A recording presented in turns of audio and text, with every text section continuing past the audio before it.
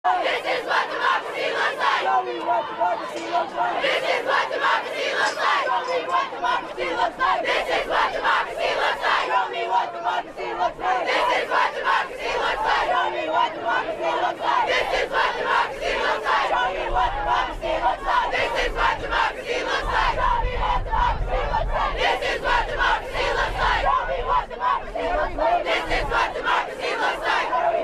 Gun control. What do you want? Now. What do you want? Gun control. What do you want? Now.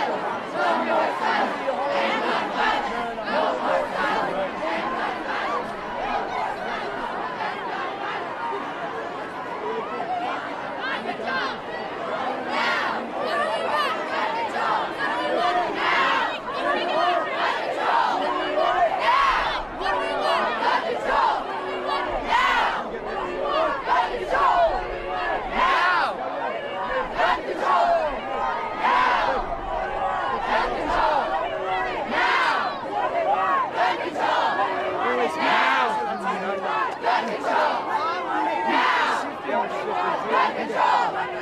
Now! Gun control! Now!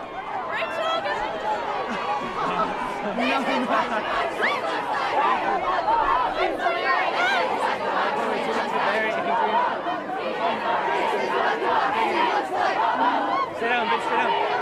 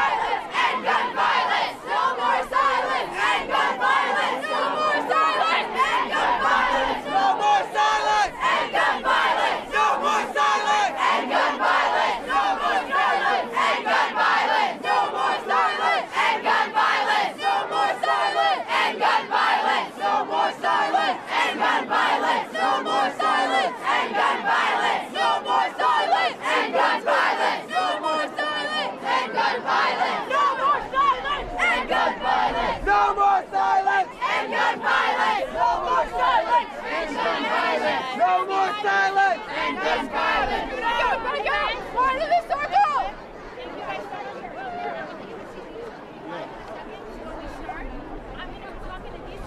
They call us cattle. DC to Seattle. They call us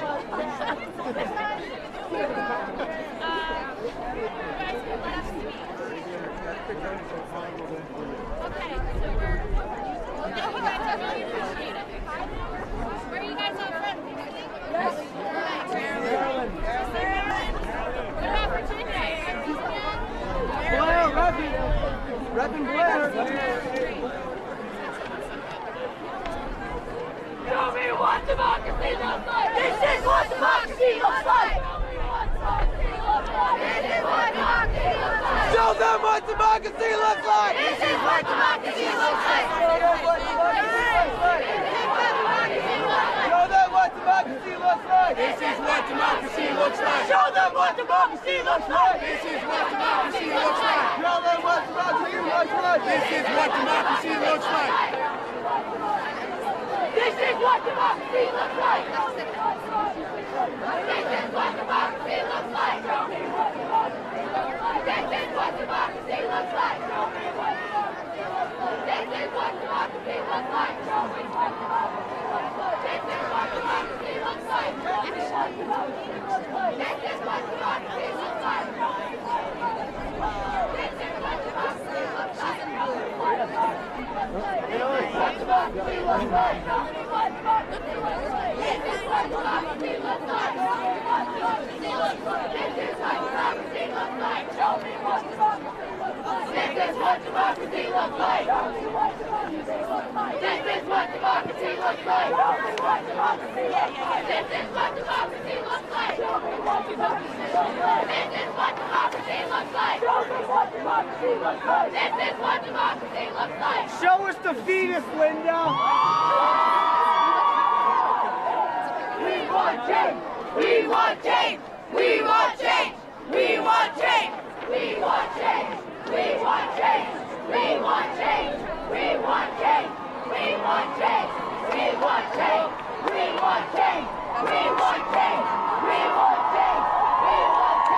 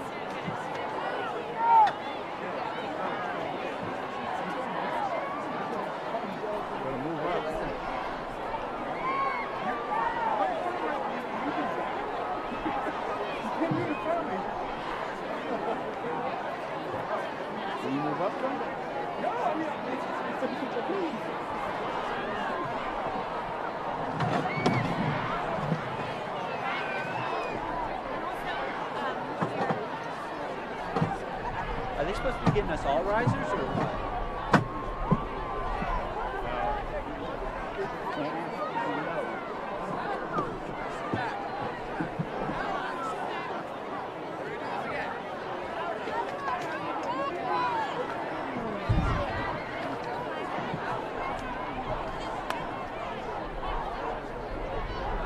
You got a shot? Yeah. I just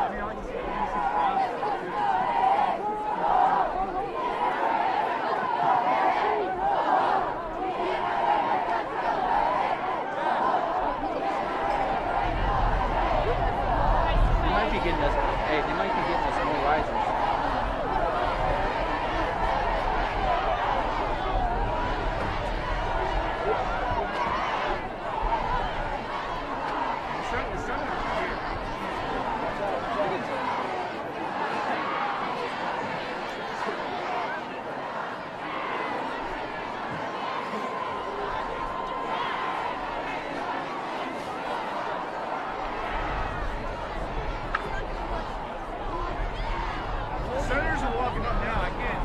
Yeah, get your car.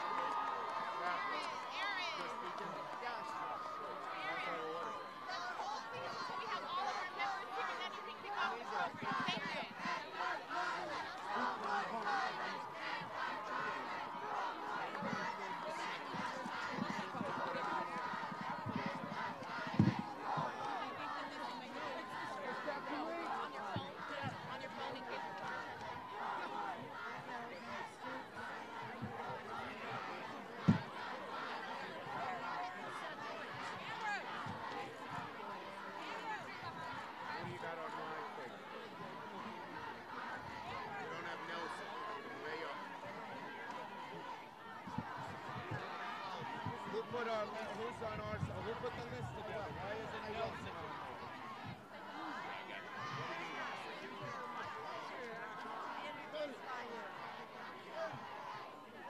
If I could have all members of the press, please take 10 steps back. Come on, baby. Where's Blumenthal? Where's Nelson? Nelson. Please back up. We're about to begin the program. Thank you all so much.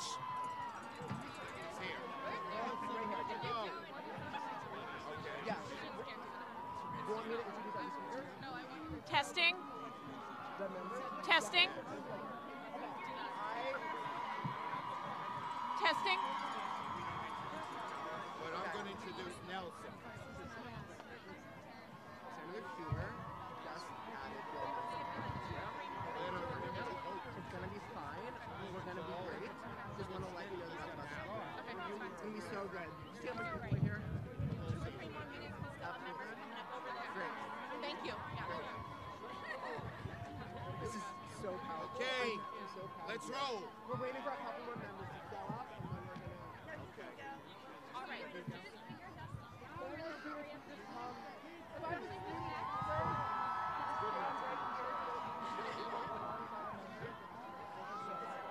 All right, Aaron and Brenna, off to you. Awesome. Do you want to go first? No, unless you want me to like. How are we doing out there? This on? Can y'all hear me? Yes? Can you all hear me over there?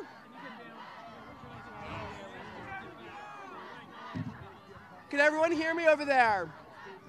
All right, we're gonna get started. How's everyone doing today? Are you ready to stand up for change? Are you ready to say enough is enough? We're gonna bring up Brenda Levitan, a senior at Blair High School, to kick off our program.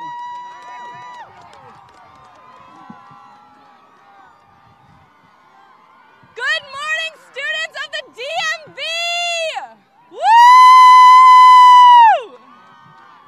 My name is Brenda Levitan, and I am a senior at Montgomery Blair High School and a proud member of Montgomery County Students for Gun Control. Talk louder, like yell. We founded this organization a week after the Parkland shooting to give DMV students a voice in the fight for stricter gun control. Brenda, can you tell me to move back? Quiet!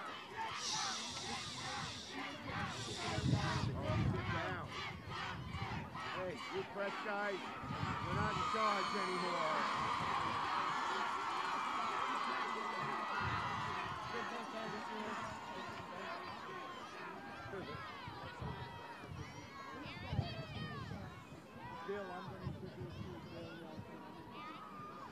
Good morning, students of the DMV.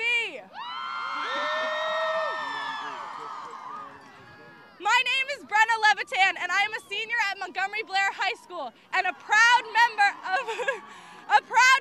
of Montgomery County Students for Gun Control. We founded this organization a week after the Parkland shooting to give DMV students a voice in the fight for stricter gun control. We have proven that now is the time for change. I am inspired and empowered by each and every one of you who has walked out today. An hour ago, we stood with our backs to the White House for 17 minutes to honor the victims of the shooting at Marjorie Stoneman Douglas High School in Parkland, Florida. We remained silent, hands grasped, standing together as one. What Parkland showed us is that this could happen in any one of our schools. And we as students can't take this anymore. We have to fight to create change. We have to stand up against the status quo. And we have to call on Congress and keep calling until they hear our message. If you can speak, speak. If you can march, march.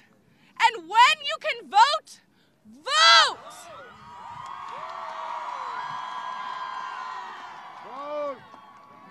Our voices matter.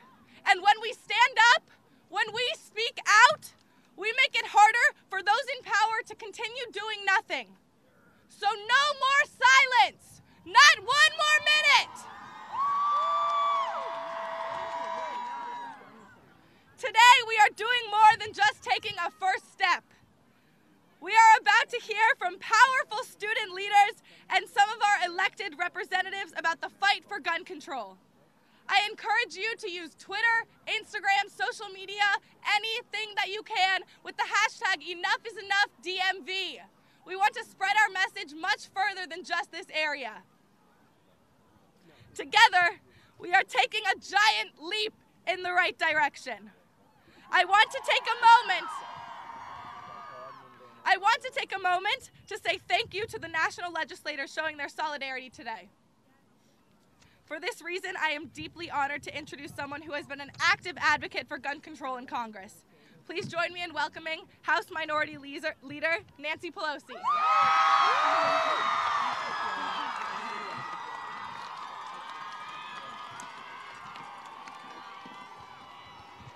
Good morning, DMV. Thank you, Brianna. Thank you, Brenda Levitan. And thank you to all of the Montgomery County students for your courage to stand up, speak out, and walk out. I'm proud to be here with Yana and Aaron Tora. Aaron organized with Congressman Ted Deutsch of Florida, our leader on this issue, representing in Congress the students who have sacrificed so much, spoken so eloquently, commanded the attention of the nation. Aaron has helped organize the Congressional Solidarity Walkout that all of us are honored to be a part of. The Congressional Solidarity Walkout. We're all moved by your eloquence and your fearless insistence on action to prevent gun violence. Thank you for bringing your urgency to this fight to the doorstep of America, the doorstep of the capital of the United States. Our Congressional Solidarity Walkout is here to say enough is enough. Whether Orlando, San Bernardino, South Carolina, Las Vegas, Newtown, Sutherland Springs, Parkland, city streets, homes across the nation, there's been too much violence, too much heartbreak. The American people overwhelmingly support common sense action to prevent the tragedy of gun violence. 97% of Americans support strengthening background checks, including 97% of gun owners. What more do they need to hear? There is a bipartisan path in Congress. We need a vote now. We need a vote now. We need a vote now. And so I want to say to all of you, you are creating with this walkout today and your ongoing challenge to all of us, to the conscience of America, you are creating a drumbeat across America, a drumbeat that will echo until we get the job done. I say to my colleagues on both sides of the aisle, no one's political survival is more important than the survival of our children. Let's get the job done. We need the help of young people like you. Thank you for your eloquence, for your courage, for your presence, and for your insistence that enough is enough. We want a vote now. And now it is my privilege to introduce Matt Post, Student Board President, Montgomery County Public Schools. Matt Post. Thank you all. Thank you all very much.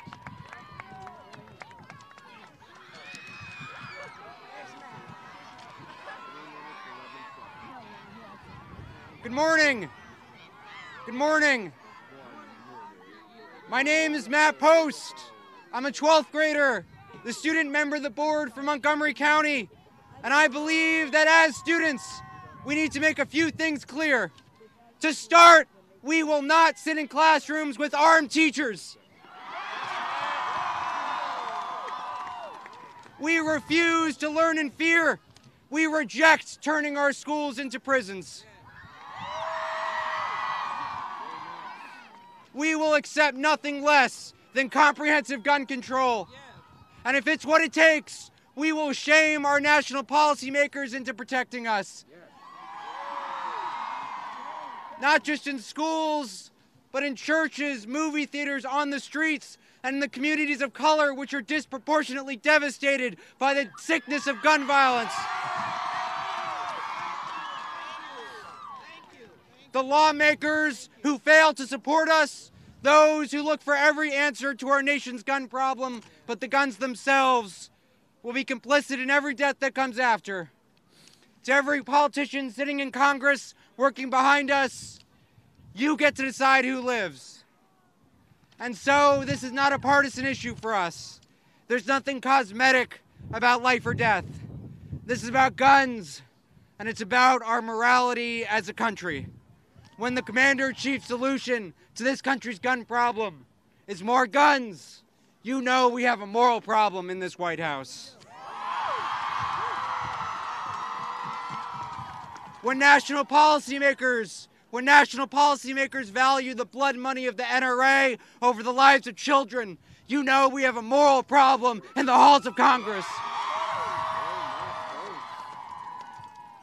And when this is doomed to happen again, when in the coming weeks and months, more of my peers will be slaughtered in their own classrooms, when their deaths will be dismissed as collateral, you know we have a moral problem in this country. So let's make one last thing clear. Their right to own an assault rifle does not outweigh our right to live. Yes. The adults have failed us. This is in our hands now. And if any elected official gets in our way, we will vote them out and replace them ourselves. Enough is enough. Enough is enough. Now it's my pleasure to introduce a senator who has fought for us and fought for this cause for a long time, Senate Minority Leader Chuck Schumer. Let's hear it for Matt and his great words. Now, folks, 1 month ago, 17 Americans, 14 children were killed at Stoneham. Let us remember them. Let us remember the thousands upon thousands of children who have died at the hands of gun violence. Yesterday, there were 7,000 pairs of unworn shoes here on the east front of the Capitol, representing 7,000 kids whose lives could have been before them. 7,000 kids who died of gun violence only since Sandy Hook. Enough is enough. Now, I've been through these wars. I am the author of the Brady Law and the assault weapons ban. The NRA has made me public enemy number 1, and I'm proud of it. And we've been fighting for 10 years. Every time the vice-like grip of the NRA on the necks of some of these politicians has succeeded. But this time it won't. You want to know why? It won't. Because we have you. And together, we're gonna win. We're gonna win. We're gonna win. We're gonna win. We're gonna win. We're gonna win. We're gonna win. We're gonna win. We're gonna win. We're gonna win. Don't give up the fight. We will win. And now it's my honor to introduce a great senator who has worked so hard after it was in his state that the horrible violence of Stoneham Douglas occurred. Your great senator, fighter for rational laws to keep us safe, Senator Bill Nelson of Florida. Great job, Matt. You were fabulous. Thanks, Chuck. Okay, you know we are grieving in Florida, and now you are giving voice to that grief. And when you march on March 24th, it's going to be a visible expression of the grief that we've been through. It's common sense that we should have universal background checks. And it's common sense that we should get the assault rifles and the banana clips off the streets. Keep on marching and keep on speaking out. Thank you. God bless you.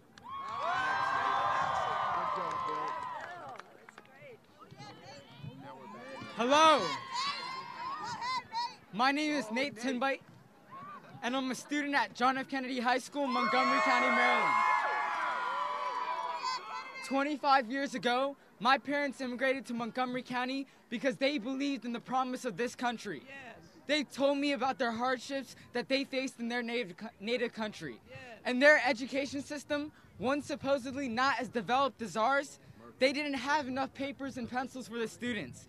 Yet through all the lack of resources, through all their struggles, they never had to worry about someone barging into their classroom with an assault rifle and slaughtering everyone in their class. That is an American tragedy. They never had to think about getting shot at any moment. That's an American thought. And they never had to worry that their child would be the victim of a mass shooting. That's an American worry. In the United States, we have archaic gun control laws for a 21st century reality. We've known the solution since Columbine. But despite there being more than 200 school shootings since then, Congress has done nothing. We have to keep weapons of war from everybody and expand upon our mental health resources. The solution isn't arming teachers, nor is it to arm more people. And my parents believed in that as soon as they moved to this country. Together, we will get stricter gun reform because it is the right thing to do. We will expand background checks because it is the right thing to do. And we will optimize our psychiatric evaluations because it too is the right thing to do. Our lives are worth more than the millions of NRA dollars dumped into political campaigns. And on these issues, let me be clear. There is no compromise. We are not seeking a Republican solution or a Democratic solution. We are seeking an American resolution. So let's revive the belief that individuals like my parents had in the promise of this country so that we can remove these profound feelings of fear and anxiety in what should be our safest institution. Thank you. And it is in this spirit that I am delighted to welcome Senator Murphy, Senator Blumenthal, and Representative Esty. Thank you. Great job. Good job. Great job, Nate. Good work, baby. How we doing, Washington, D.C.? Let me tell you what happened in my life yesterday. My 6-year-old went to his kindergarten class yesterday and got locked in a bathroom with 24 of his classmates for an active shooter drill. That should never happen in the United States of America. No one should have to go through that. And I just have a couple simple questions for the people here, for the students here who are going to lead this movement. I want to know, are you prepared to do whatever it takes to beat the gun lobby? Are you going to hold every single person in this building accountable for your safety? Are you going to vote out of office the people who take the gun lobby money and put your safety at risk? Are you, the students of America, going to lead this movement to victory? There is no great social change movement in this country that has not been led by the youth of America. And I just have one simple message for you. It is not going to be easy. There are going to be defeats before you reach final victory, but also defining of the great social change movements in this country is that the ones that saw adversity and pushed through it are the ones that we read about in our history books. And so by answering yes to all of those questions, I know in the end that we will beat the NRA, that we will kick out members of Congress who don't listen to you, and we will deliver change in the end.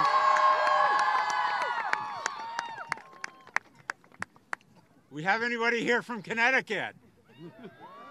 We do, great.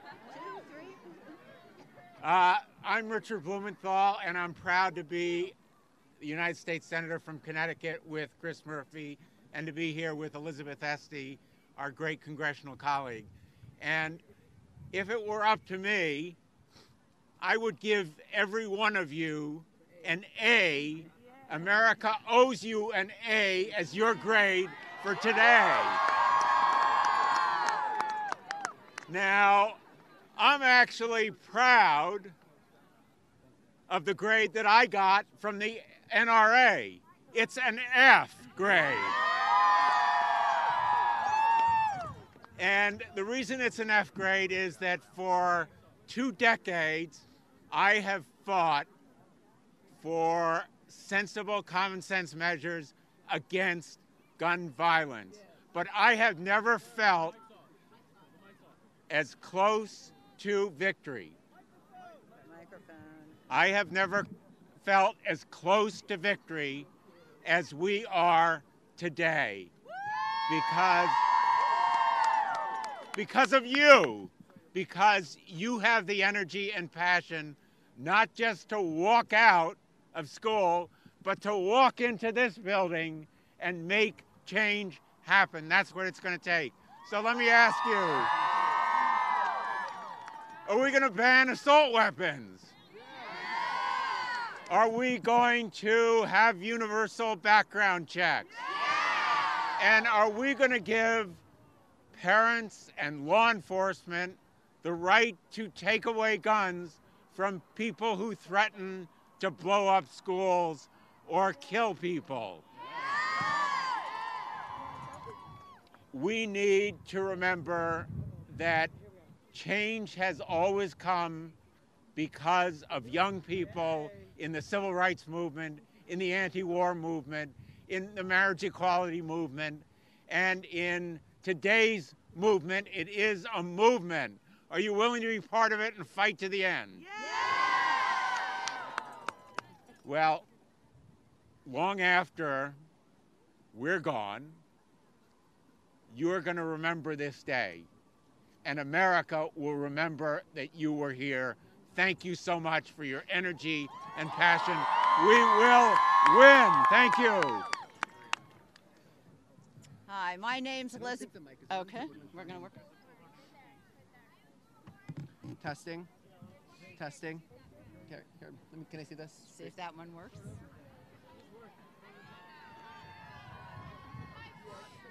Is it on now? Is it on now? Wait, or is this on? I think it's. Is it on now? No. No. Okay. Is bullhorn working? You got two bullhorns. Is it work? Did you test it? Is it working? Testing. Can you hear me? Okay, we got it. All right, can you hear me? Is this working? All right, is it working? Yes, okay. My name's Elizabeth Esty. I'm wearing green for the 6 and 7-year-old kids who were killed in my district in Newtown, Connecticut.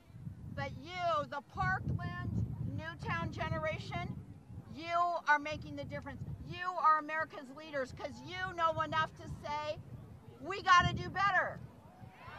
Democracy's got to do better. Like, democracy is about the will of the people. 97% want these laws changed, and what is this place doing? Nothing.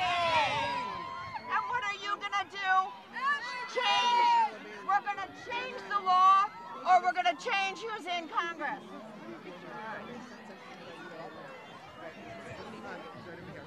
We can get to... They keep running? All right.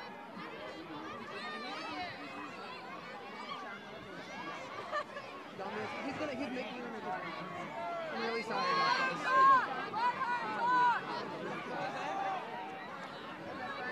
Okay.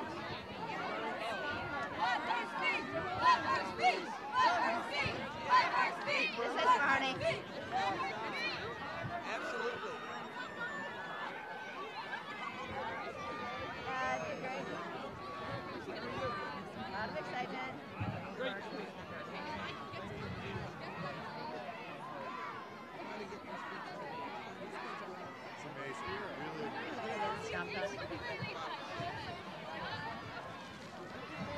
Are they going to try to see that? But are they going to try to fix that? I've been with you since I came to Congress as a chosen. I'm here for Columbine. Elizabeth, I'm about to go.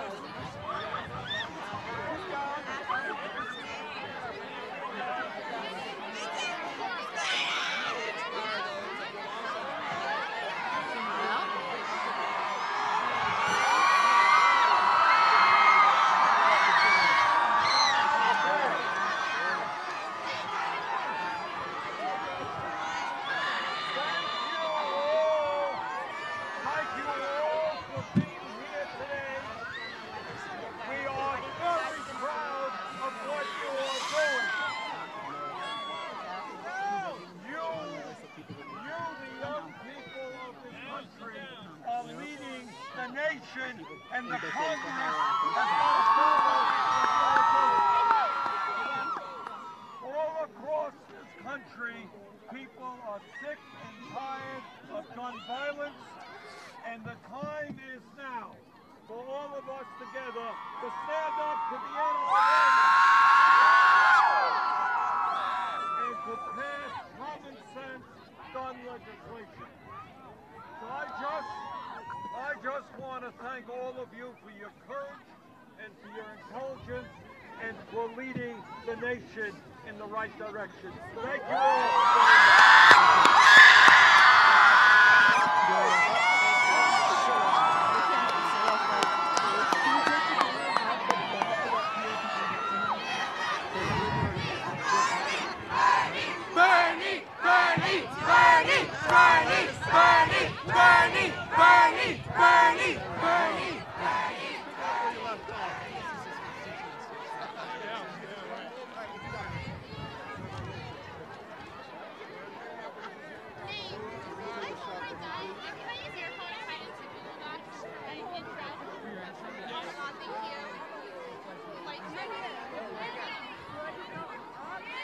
Yeah, I think we got to get back. Is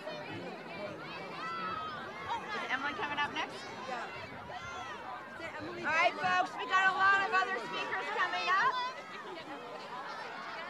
Folks, we got Emily getting ready to speak now, so people can sit down and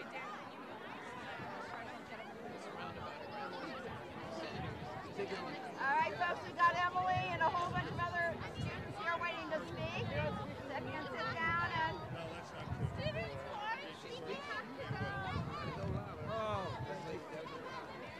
You probably want to speak into these microphones if you're going to be... They aren't working. They aren't working. But they may be working for the news media that's picking you up. That's why I'm saying. Where are you from, Emily? From Einstein High School. All right.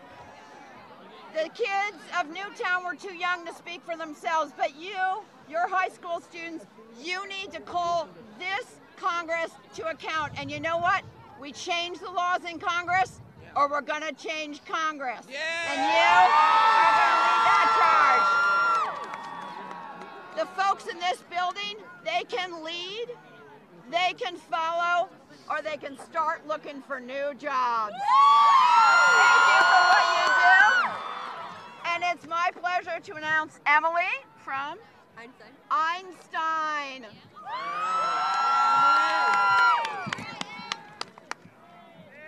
My name is Emily Dolorolas. I go to Albert Einstein High School. Yes. I'm going to start off with a request from you all. Raise your hand if you feel unsafe at school. Look around. And yet, they don't understand why. They don't understand why we're here today. They don't understand why we were here 3 weeks ago. They don't understand why we were asking for stricter gun laws.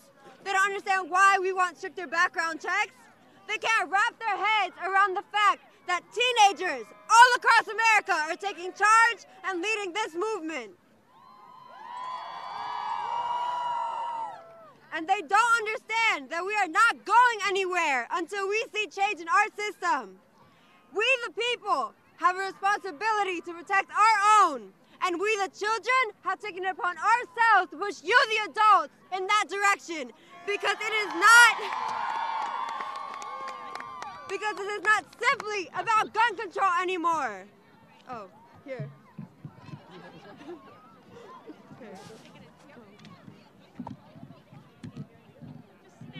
There you go. Okay. Because this is, wait. Okay. Because this is not simply about gun control. This is about human life. This is about the children who have lost their lives to gun violence. So I ask our Republican lawmakers, is their right to have a gun more important than our right to live? We are not here to take away the Second Amendment. We are here to make sure that those who are not fit to carry a weapon do not carry a weapon. On average, 46 children and teens are shot every day, and out of those 46, 7 die. And so I ask again, is their right to carry a weapon more important than our right to live? No! Since January of last year, our country has been more divided than ever, but the people have had enough. The activist community has been very prominent. We have the Black Lives Matter movement, the immigrant rights movement, and now we all come together for this gun control movement. Yeah. This movement does not limit to one race or ethnicity because it affects us all. And I'm here as a Latina to say that minority communities should not feel as though their voices do not matter in this because our communities have been dealing with this issue for so long. Yes. Y para mis hermanos y mis hermanas de países hispanohablantes, yo como estudiante latina activista en el movimiento por la justicia social, hago un llamado a mi comunidad latina para que luchemos juntos por la seguridad de nuestros estudiantes. Así como el movimiento de jóvenes inmigrantes se han unido para luchar por el derecho de vivir en el país que ellos llaman su hogar, hoy les pido a la comunidad latina que se unan a este movimiento por el control de armas. El problema de armas también nos afecta a nosotros, que somos minoría y que vivimos en lugares inseguros. And now, it is my pleasure to introduce to you Representative Gutierrez from Illinois. Thank you. Thank you. Beautiful. Thank you, Emily. Thank you for inviting me. Thank you for allowing me part of this process. I want to start with a quote. Quote, we are not talking about weapons designed for hunting or sport. We're not talking about those designed to kill human beings. It is about time we stand up and say we will not allow them in our communities. That was from the Chicago Tribune in February of 1993. 25 years ago, almost to the day. The article has the headline, New Congressman Takes Aim at Guns. Well, the new congressman was me. And 25 years ago, one of my proudest moments as a freshman congressman was to vote for an assault weapons ban. Now, we need action and not talk. And we need laws, not nice thoughts and prayers. We need safety and security, not safe talking points that secure people's re-election. It was 25 years ago when I was quoted. None of you were born. Yet, we're all still here. And after a decades-long assault weapons ban expired, still asking the people in that building behind us to adopt common sense policy to keep Americans from shooting and killing other Americans. 17 killed in Parkland in just a few minutes. In Chicago, 400 shot just this year alone through March. And last year in my city, 600 murdered. It's a national tragedy. Even so, we have tough gun control laws in our city. But let me tell you something that's changed from 25 years ago. And it's not just that I'm a senior citizen now. I look at the crowd and I see the future. I see you. And I came here to say thank you.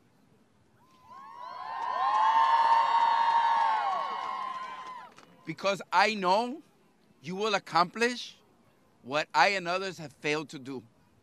And I thank you on behalf of my own grandson, Luis Andres, who today is taking his 17 minutes outside of his school. I thank you because of you. You are guaranteeing his future and the future of all of Americans. And I know you know this one, and we will chant it together. Si se puede! Si se puede! Y quiero decirle a todos ustedes, I want to tell all of you, because I know that there are dreamers walking among you and are your classmates. March for them. March for safety. You know why I'm before this microphone? Because Black lives matter and Black people gave up their lives. Because in the 60s when I was in high school, there were Black Americans who marched and defied the system and said we needed voting rights and we needed equal rights. And I have this microphone. Así que para todos, entendamos algo. El futuro es nuestro, porque los jóvenes van a dictar ese futuro. You know, in 1972, I got the first chance to vote. They reduced it from 21 to 18. I think that was a smart decision. I think a smart decision is rethinking once again, lowering the voting age so young people can change this country around. Thank you. Y si se puede. ¡Sí se puede! ¡Sí se puede! ¡Sí se puede! ¡Sí se puede! ¡Sí se puede! Thank you.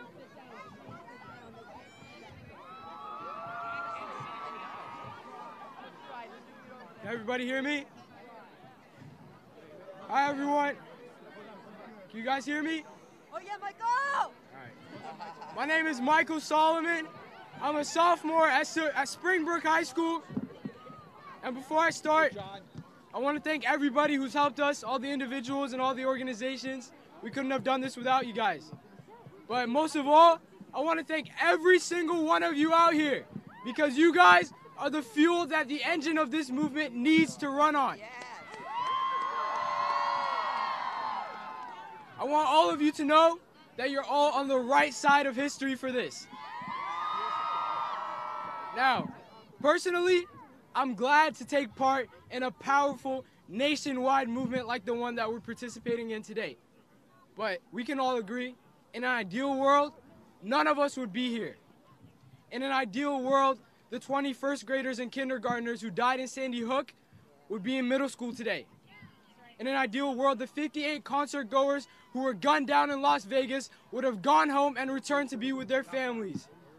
In an ideal world, the 32 students who died at Virginia Tech would be employed professionals, and the 17 victims from Stoneman Douglas would probably be eating lunch at school right now, and the only thing they'd be worrying about was a test for next period. But unfortunately, this isn't the case. Unfortunately, we live in a country where lawmakers are more concerned about their contributions from the NRA than they are about the lives of their own constituents. And thanks to people like them, you and I have to go to school every day and wonder in the back of our minds if we'll even make it to graduation. That shouldn't happen. So, this will go on for no longer. We, the students of the United States, have a message for all of you in Congress. If you don't give us stricter background checks, heavier restrictions on AR-15 style weapons, and easier access to mental health institutions and resources, you will pay dearly at the ballot box. By this November, most of us are 18 today. And the rest, a lot of us will also be 18 by November, and that's when midterm elections start.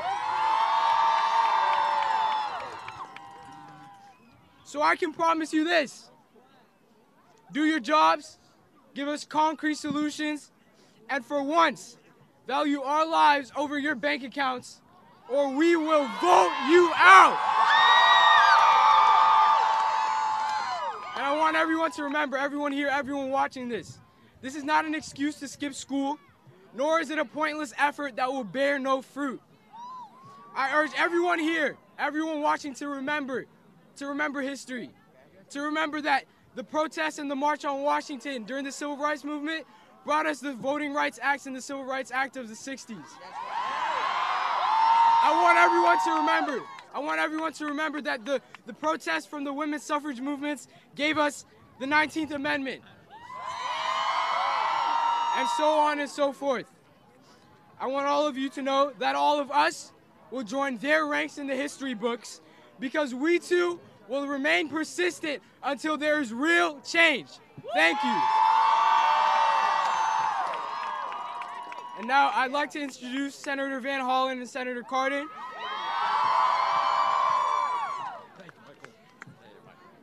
Thank you, Michael. Do we have Montgomery County, Maryland in the house?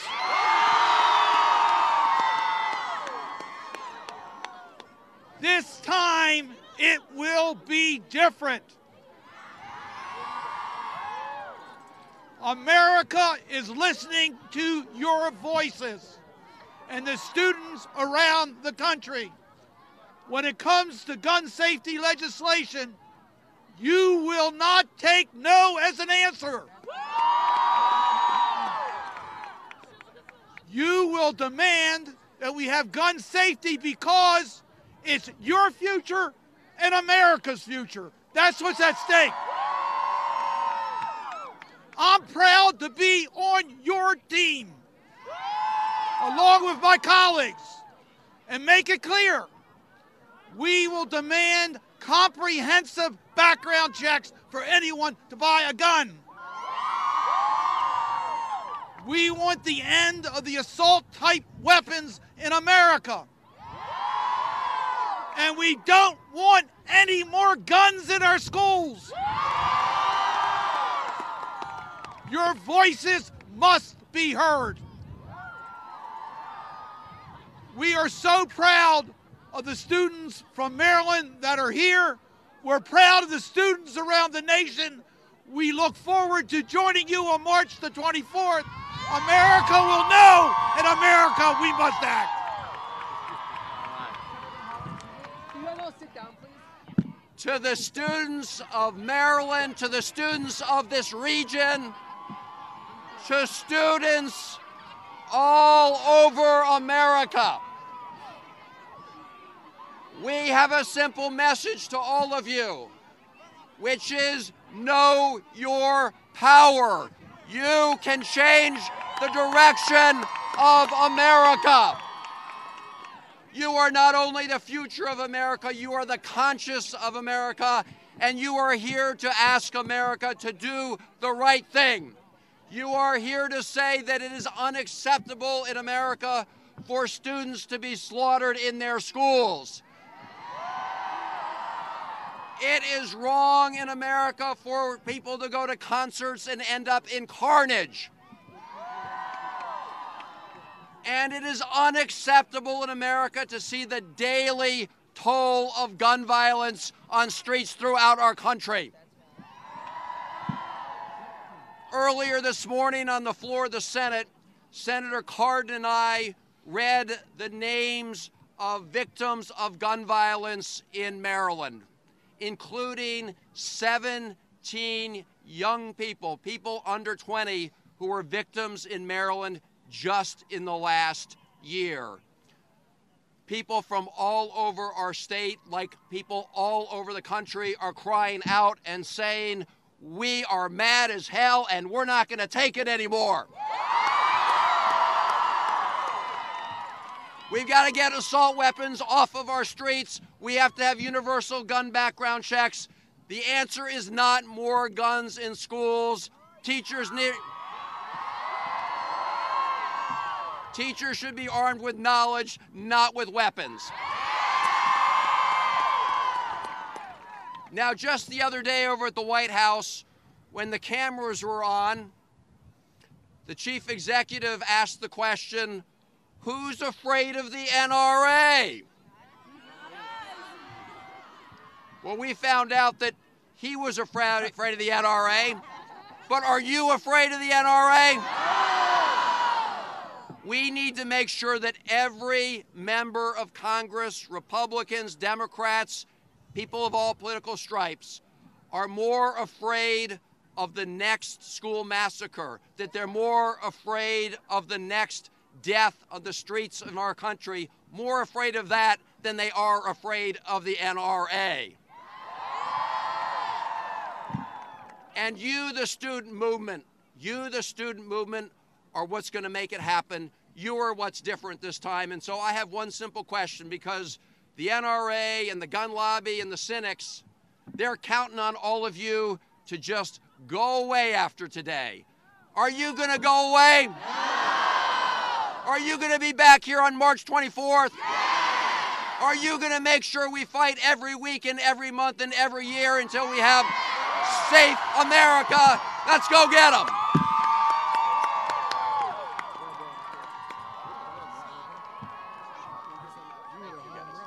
Hey, Michael. Thank you.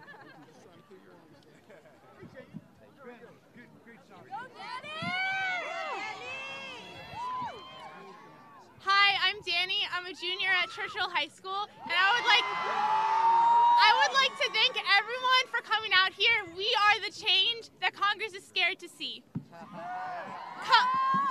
Coming up after our next speaker are Representative Jamie Raskin, Representative Eleanor Holmes Norton, Representative Ted Deutsch, and Representative John Lewis.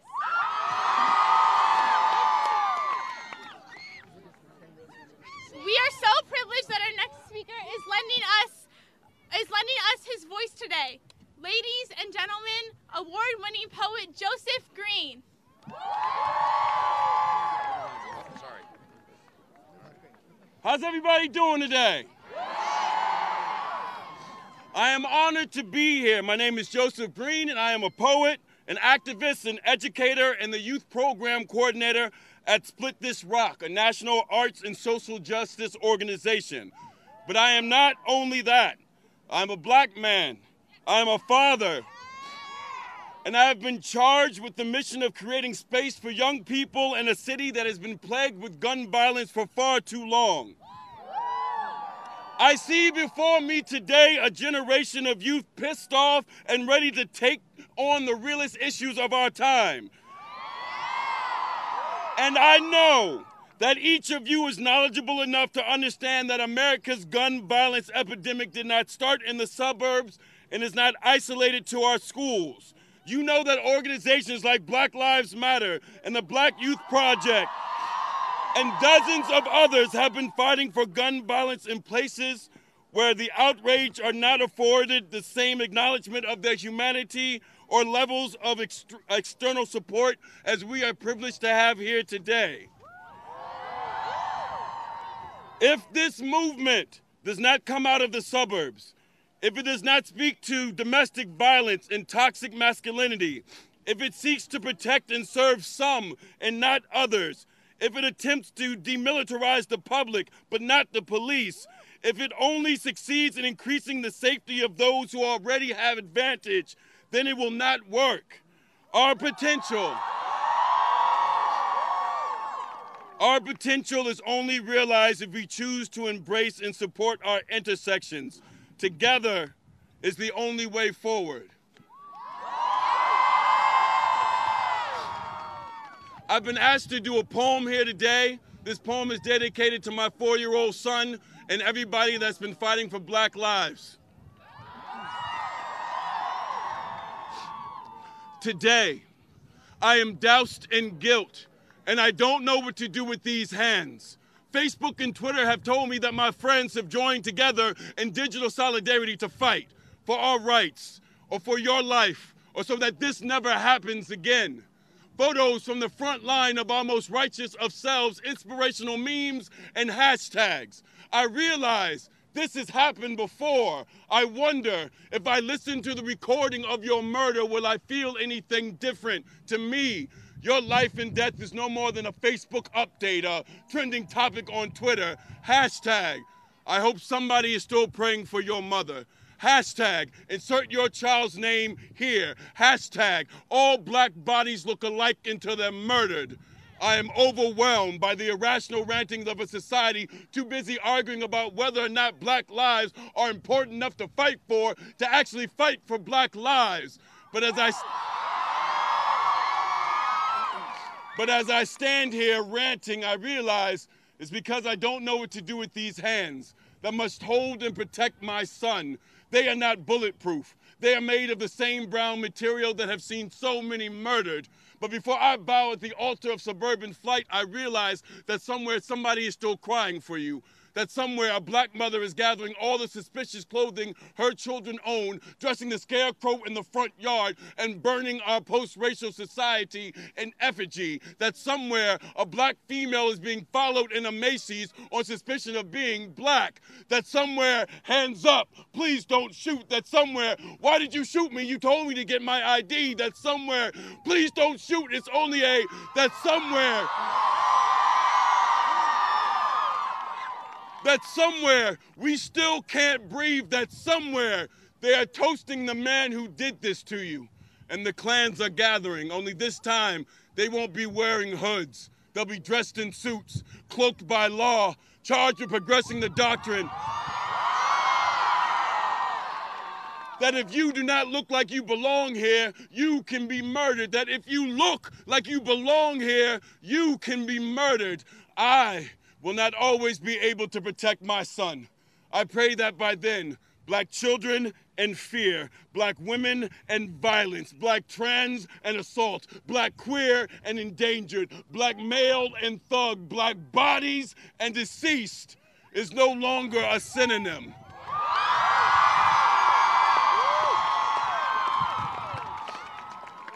At night, when I take my 4-year-old son's clothes off, I say, "Hands up, Henry.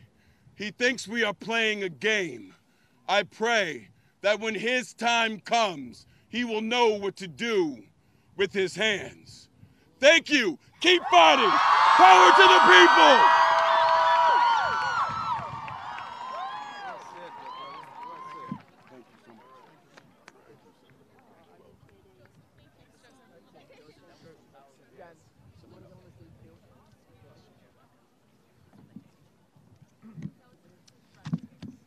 My name is Sam Simpson, and I work at the Pride Fund to End Gun Violence. When the LGBT community gets behind an issue, we get things done. We stand behind you guys in this fight to pass an assault weapons ban and to enact gun control for our schools in America. Okay. Pulse was the worst mass shooting in U.S. history. I don't need to tell you that America has had endured hundreds of mass shootings since, including Sutherland Springs, Las Vegas, and now Parkland. This carnage has to stop. We need a comprehensive approach to address this public health crisis that kills thousands of Americans each year. As we gather here a month after the 17 students and teachers of Marjory Stoneman Douglas High School were gunned down, it is important to discuss the impacts of gun violence in America. All you have to do is look at the numbers to be astounded by how little Congress is doing in comparison. Republicans in Congress continue to take campaign contributions and align themselves with the NRA while towing their line. These are the same Republicans that tell you there's nothing we can do to curb the toll of gun violence. Thousands of people, that's the price we pay for inaction. Since 2012, over 77,000 people were killed because of gun violence. Every year, the number of gun-related fatalities increases by at least 1,000. You look at these numbers on a micro scale, and it's even more heartbreaking. On average, 93 Americans a day are killed by gun violence. However, the NRA thinks Americans need military-grade assault weapons and large-capacity magazines, weapons exclusively designed to kill as many people as possible in the shortest amount of time. America's gun homicide rate is 25 times higher than the average of any other developed country. Aren't we supposed to be leading the rest of the world when it comes to quality of life we ensure our citizens? Is this how you make America great? Perhaps we need less uninformed tweets and more fact-based legislation.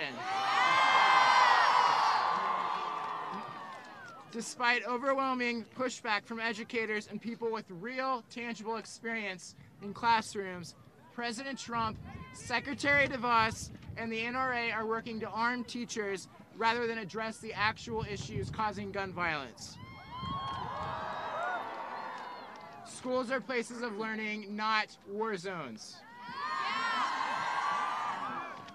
In our fight to take our communities and our safe spaces back, we have the opportunity to work with many of the members of Congress who stood here today. It is imperative that we recognize and applaud these leaders for standing up in the face of hate and taking action. It is because of your action walking out today that anything is even happening. The entire country is listening. Don't hold back.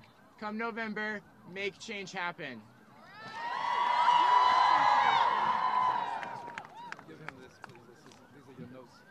My name is Jennifer Stein, and I'm a volunteer with the Maryland chapter of Moms Demand Action for Gun Sense in America.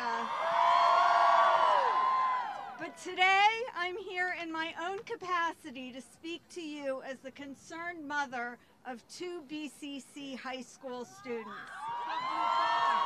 I'm so honored to be here today with some of my heroes. And do you know who I now count among my greatest heroes? The students of America who are shouting in unity, enough! You have taken up the fight of a lifetime, demanding that your leaders put your safety, the public safety, ahead of the greedy gun manufacturers' lobby. That is a wise and noble goal indeed, and I applaud you.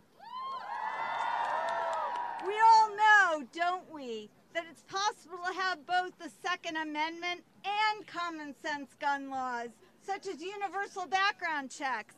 They are not mutually exclusive.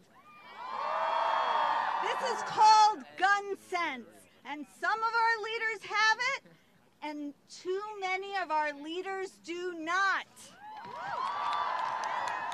So I'm the mother of 2 teens, but you don't have to be a mother or even female to be a mom. Being a mom is a state of mind, an instinct. Moms love and care about our children, all our nation's children, and want to protect them from the evil in the world. That's called being a mom. And you know what's evil? When our elected officials put the interests of gun manufacturers ahead of the public safety and the safety of our children. That's evil. So what can be done at the grassroots level? We don't have to accept the status quo, and here are some new rules. 1, register to vote. In Maryland, you can register when you're as young as 16 years old. My 16-year-old daughter just got her learner's permit and registered at the MVA. Yeah. Tell your classmates and friends to register to vote. Go to turbovote.org and register there. 2, pledge to be a gun sense voter. This means that once you are old enough to vote, you will go to the polls and cast your vote on a single issue, gun violence prevention. Please know that your vote is powerful and it belongs to you. Use it to fight for a safer future for you and your children. 3, find out how much money your lawmakers have accepted from the NRA. If they take... It's an important one. If they take money from the gun lobby, is it any surprise when they vote just the way the NRA wants them to vote on legislation? We must hold our elected officials accountable for their actions or their inaction when it comes to common sense gun reform. And when you're old enough, run for office yourself as a gun sense candidate. In the meantime, volunteer, either to work on a gun sense candidate's campaign or with a gun violence prevention group. So as an admittedly uncool mom of 2 BCC high school students, one who participated in the walkout on February 21st, and the other who I think is here somewhere today, I just want to thank Brenda and Montgomery County students for gun control for inviting me to come here and to talk to you about gun violence prevention at the grassroots level. I hope you know by now that it is also a mom's role to support you and give you advice and guidance. Maybe you don't agree with everything we say. Maybe you go ahead and do whatever you want anyway. That's called being a teenager. But if gun violence prevention is your cause, your issue, I think I speak for all of the moms who are here when I say, we are here for you. And finally, I just want to thank you all for being the true adults in the room when it comes to the disgraceful epidemic of gun violence in this country. Like the civil rights heroes of yesterday, history will judge you kindly. And as for the adults, including the adults that work in this building, who failed to protect you and sold you out to the gun lobby, they will be judged harshly and with scorn. And I hope to see you all back here in D.C. on the 24th for the March of Our Lives. Thank you.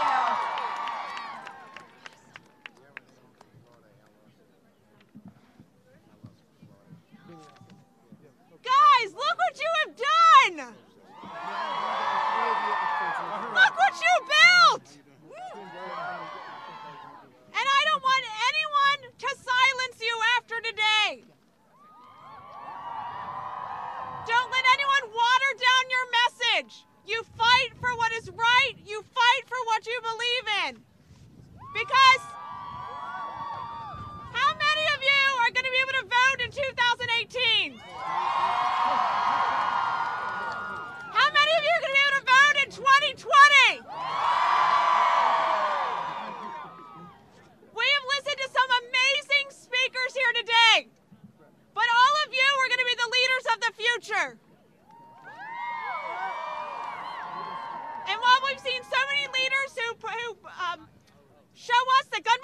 attention is their priority, there are too many in this building behind us that do nothing to keep you all safe.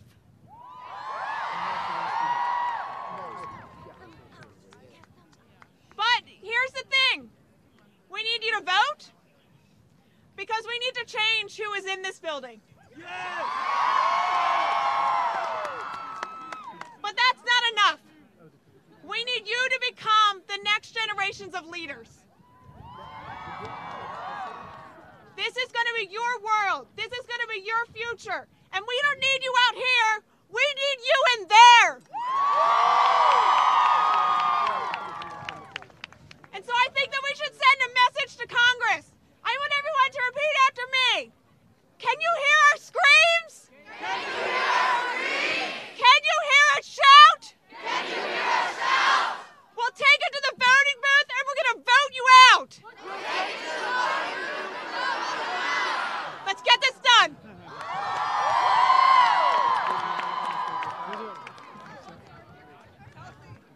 What's up, everyone? Can you hear me? Yeah, good? Okay. My name's Ari Shea. I'm a freshman at Quince Orchard High School. Thank you. Some people believe that stricter gun control wouldn't do anything.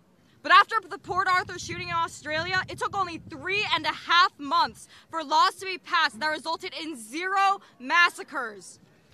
Growing up, I had the privilege to live in Japan, which is the country that has the lowest violence rate in any developed country. However, you do have the right to own a gun in Japan. But in order to do that, you must take a class, take a shooting range test, pass a mental health exam, drug test, and finally pass a comprehensive background check. The requirements are extensive, but it pays off. There has never been a mass shooting in Japan, ever. Other countries made these laws to protect their citizens, and it works. We know that we don't have to live like this in the U.S., and our children don't have to die like this. I see myself in those students from Parkland, those teens we see over and over again on the TV running out of the schools with their hands on each other's shoulders. It could have been any one of our schools, and it still can be. Why are our lives at stake? Why do we have to worry about our friends, our teachers, our families? Why do my parents have to wonder whether both their kids will make it home? Why do I have to worry about walking into my high school in the morning and being wheeled out just a body in a bag in the afternoon?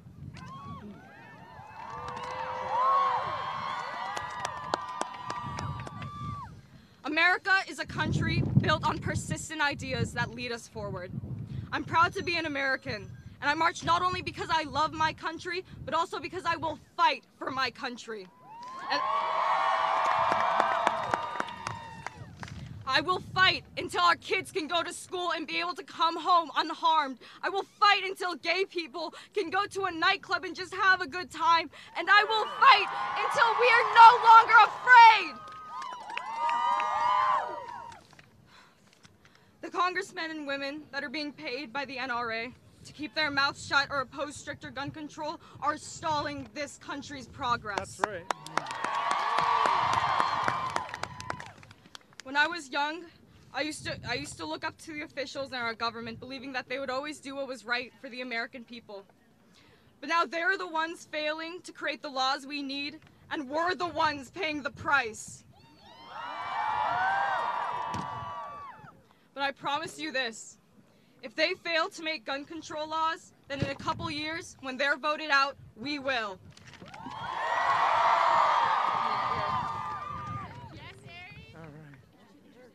Hi, my name's Jamie Raskin. Hello, Maryland. Hello, Washington.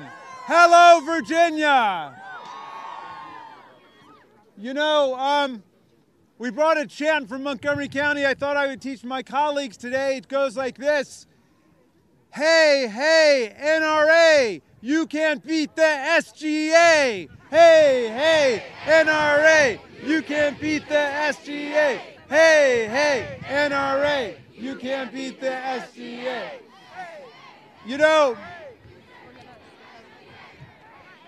a A lot of people are saying, what are you young people doing here in the middle of school day? And it's very clear what you're doing. You're changing America. You're leading America. Because you are America. That's who you are. And they wonder what gives you the right to do that? Well, guess what? It's the amendment that comes before the Second Amendment. The First Amendment is what gives you the right to be here today. And the Supreme Court said in 1969 in Tinker versus Des Moines, neither teachers nor students shed their First Amendment rights at the schoolhouse gate. You've got the right to speak. You've got the right to protest, and you're doing it. And you're doing it. And that right is only limited if it's going to create a disruption of the educational process. But you know what's creating a disruption in the educational process? It's not the students, it's the NRA and the politicians who won't act to promote gun safety. You are standing up for safety, you are standing up for order, and you are standing up for real education in America. And you're here because you read your Mark Twain, who said, never let your schooling get in the way of your education.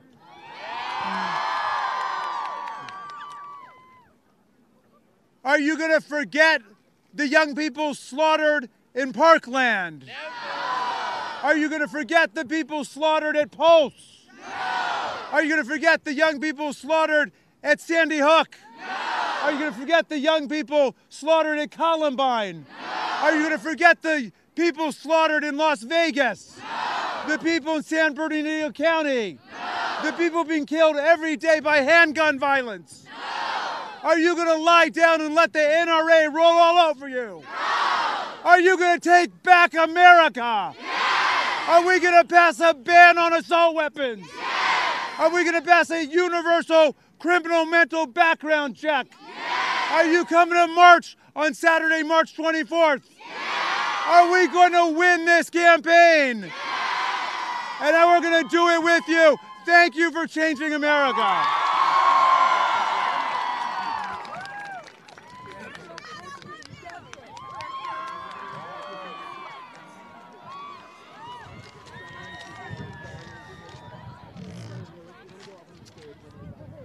Hello. My name is Christian Crawford. I am 17 years old. I have just recently gotten into college, and I am looking forward to my future. However, I can't do that without thinking about how quickly it can disappear. Her name was Jamari Sidnor. She was 17 years old. She was 10 days away from starting college. She was looking forward to her future.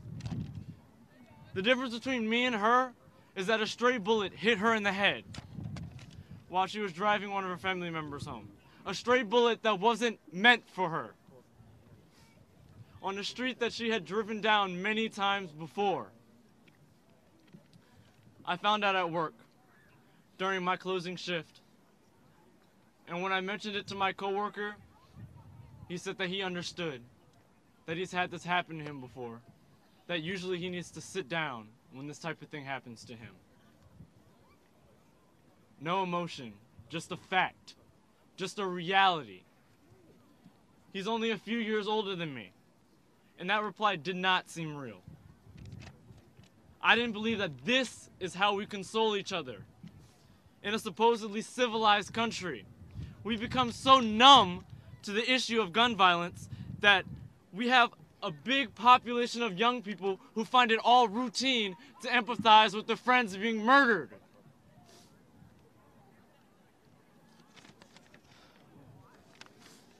How many will it take?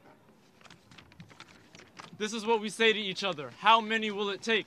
Like this is some science experiment that we have to repeat over and over again to come to a conclusion. We've had enough evidence that there needs to be change. We have had enough evidence for a while that there needs to be change.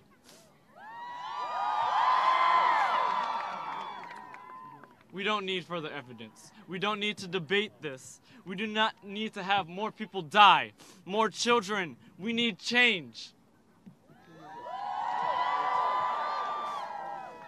I'm entering a time in my life that Jamari never got to see.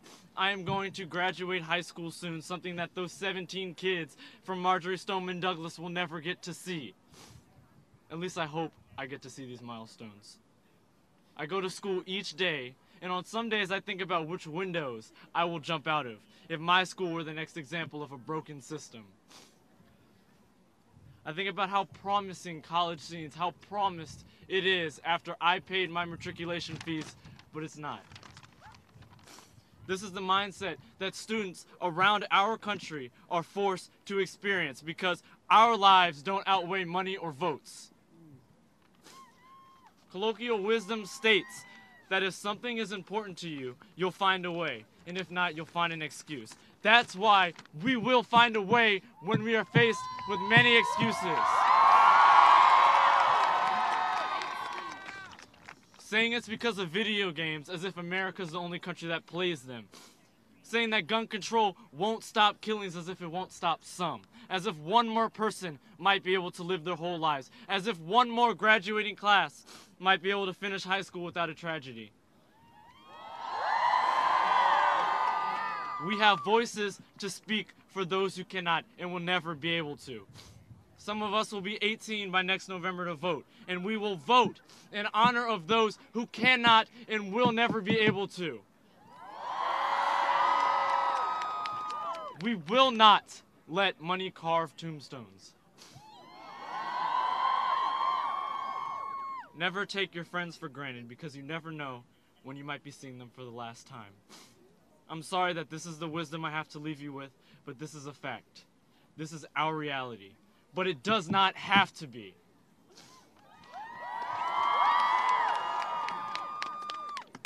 I would like to introduce Representative Doik from Parkland.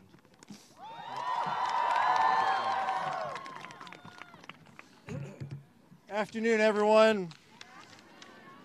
It's a little cold outside here today, but I want to tell you, as the representative of Marjory Stoneman Douglas and the community of Parkland, what you're doing here today warms our hearts.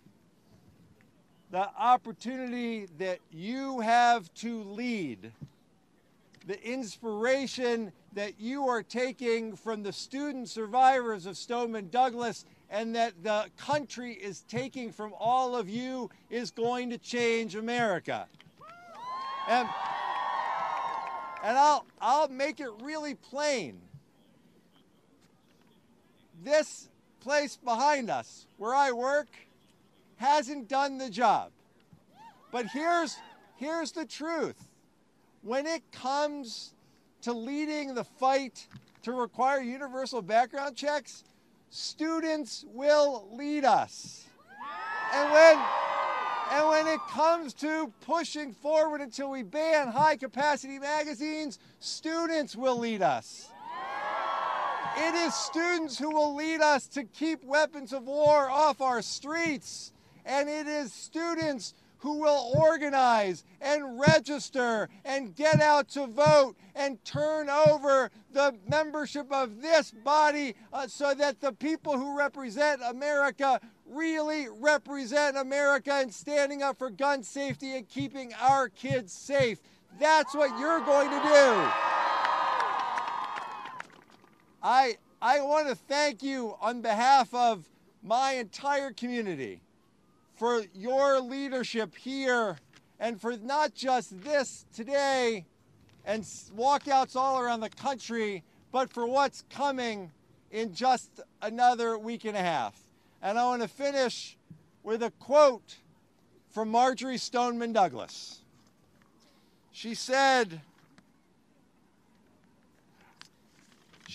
this: "Speak up. Learn to talk clearly and forcefully in public. Speak simply and not too long at a time, without over-emotion, always from sound preparation and knowledge. Be a nuisance when it counts, but don't be a bore at any time. Do your part to inform and stimulate the public to join your action. Be depressed, discouraged, and disappointed at failure and the disheartening effects of ignorance and greed and corruption and bad politics, but never give up. I will see you in 10 days at the March for Our Lives. It's now my great honor to introduce a friend and a great representative for all of the people of Washington, D.C. and this entire area, my friend Eleanor Holmes Norton. Well, you've just heard the voice of Parkland in the Congress of the United States. We are here to hear the voices of the generation that is going to bring sensible gun control to the United States of America. After 26 and 7-year-old kids were shot and killed at Sandy Hook, the students who escaped harm were too young to speak up for themselves. The students who escaped had to depend on their courageous parents who come every year to the Capitol to continue to speak for Sandy Hook and children all over America. But Parkland has inspired students too young to work, but old enough to become the first generation to fight for their own lives. I was in the sit-in generation on the front lines of the civil rights movement. We called ourselves the Student Nonviolent Coordinating Committee, SNCC. But never before today have Americans so young become the take charge activists leading a national movement. Some of you are too young to vote, but you serve notice today that all of you will soon be voters all across America, and the NRA has met its match. I'm not surprised to see so many from schools here in the nation's capital whom I represent. We in the District of Columbia stand in special solidarity with Parkland. The District of Columbia has to fight every Congress to defeat a bill that would wipe out all of the district's local gun laws. And the bill that would do that is led by Parkland, Florida's own Senator, Marco Rubio. And his bill to wipe out all of our gun laws includes a ban on the assault weapon like the AR-15 used to kill 17 kids at Parkland. I'll leave it to you to know what to do with him. But we in the district know what to do, and they're here from everywhere, from Marie Reed, from DC Prep, from KIPP, from Thurgood Marshall, from Wilson, from Roosevelt, from School Without Walls, from Cardozo, from Banneker, from Easton, and too many other schools to name. But I want to thank all, wherever you come from, in this new generation for your determination to do what we have failed to do. Americans will win this time because you are leading a new fight for sensible gun control. We are in line behind you this time. Together, we shall succeed. Thank you. Brenda, can you come on my other side? Brenda.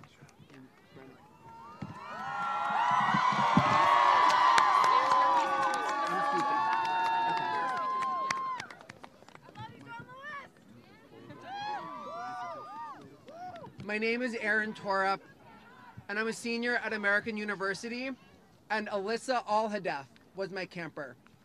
I got to know how bubbly, intelligent, and caring she was over this past summer. On February 14th, she was killed at Marjory Stoneman Douglas High School.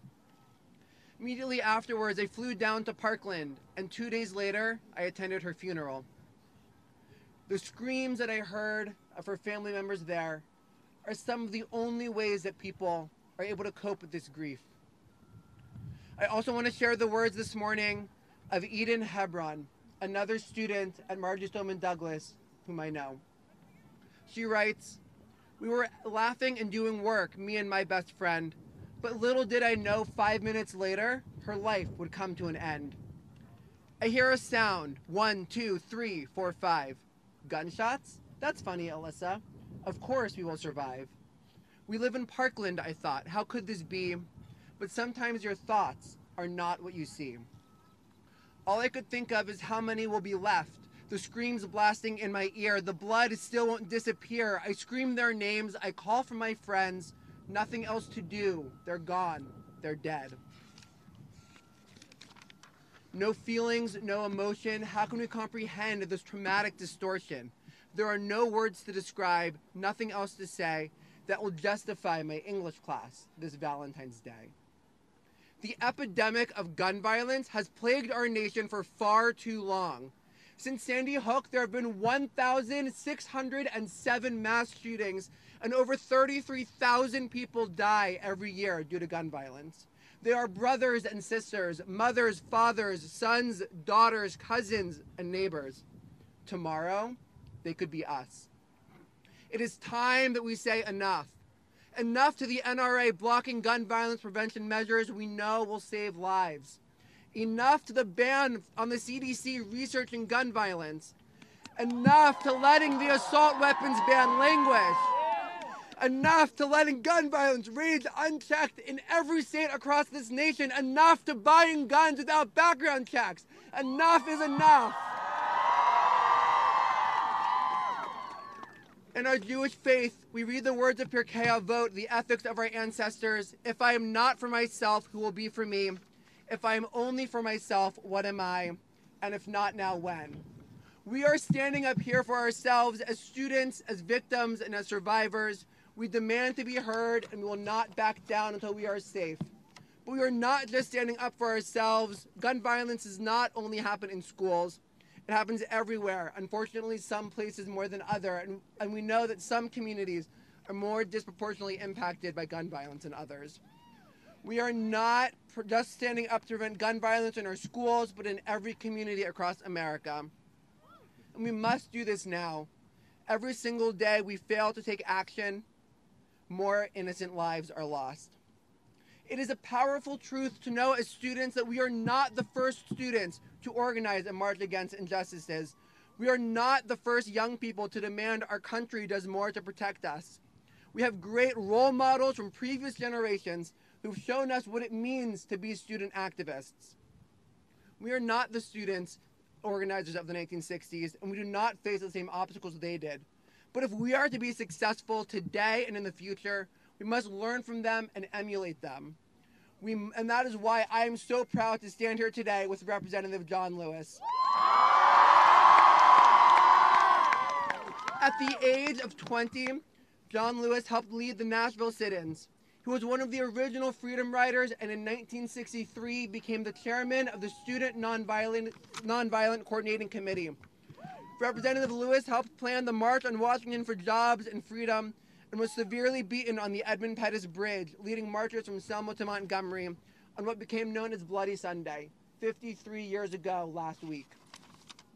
Just like John Lewis, Julian Bond, Diane Nash, and so many others, we too will organize, demonstrate, and march. Change has come in this country when young people demand it, and we will not back down until it happens, won't we? We will register voters just like they did during Freedom Summer. We will walk out and march in the streets just like they did. We will stand up to the Bull Connors of our day, look them in the eyes, and tell them that we will not back down. We deserve to feel safe in our schools and our communities, and we will continue to follow in the footsteps of student activists from the years before us to make this a reality in our lifetime. It is my distinct honor and humble privilege to welcome the former student activist and representative from Georgia, John Lewis.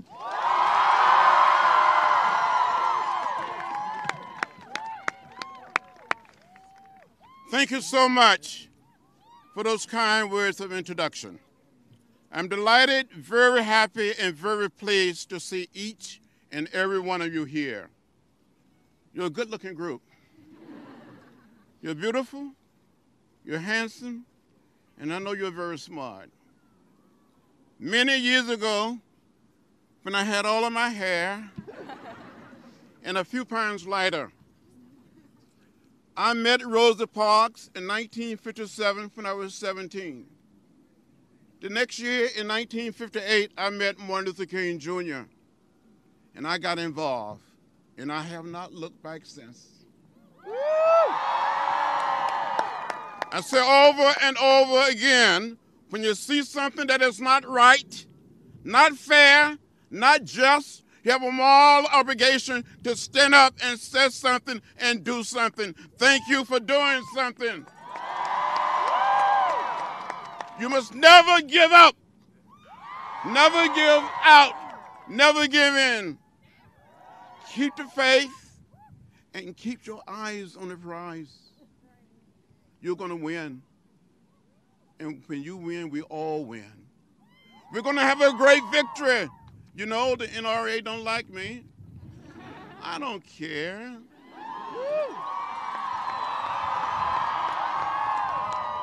You know, they gave me a grade of F. I have not received one dime or one penny from them. I don't want one dime, one penny, or $1. We've lost too many of our mothers, too many of our fathers, too many of our brothers and sisters, too many of our fellow students, too many of our teachers. You are the leaders of the 21st century.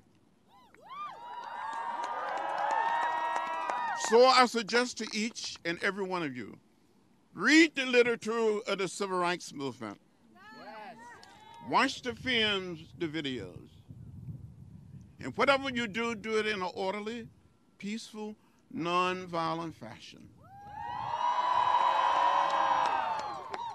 You're going to have the victory. And it will be a victory for all of America. It will be a victory for our world. We must leave this little piece of real estate we call America. A little greener, a little cleaner, and a little more peaceful for generation yet unborn. Now, during the 60s, I got arrested a few times. 40 times. And since I've been in Congress 5 more times. And I'm probably going to get arrested again for something. Some of you may recall reading that a group of us, members of Congress, on the House side, had a sit-down in the well of the House for 26 hours, trying to get the Speaker and the leadership and the majority to bring forth a bill to deal with gun violence. They didn't. We may have to sit in again. But I will be there. I will be with you all of the way. So hang in there. Never give up. Never give in. Keep the faith. Keep your eyes on the prize, and you will have a great victory. Thank you very much. Now, it is my great pleasure to present to you Brenda Levitan, Montgomery Blair High School, one of the leaders for Montgomery County Students for Gun Control. Welcome. Thank you.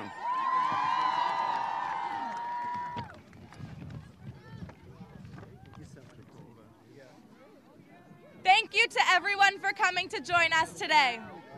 We have heard powerful words from students and members of Congress joining together in the fight to end gun violence.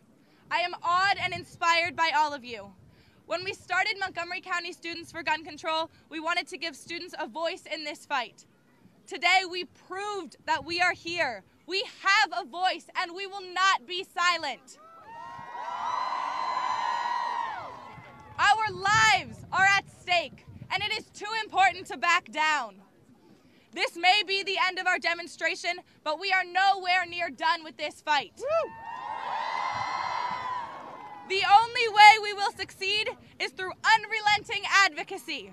Together, this is possible. Remember, if you can speak, speak. If you can march, march. And when you can vote, vote. Thank you, everyone.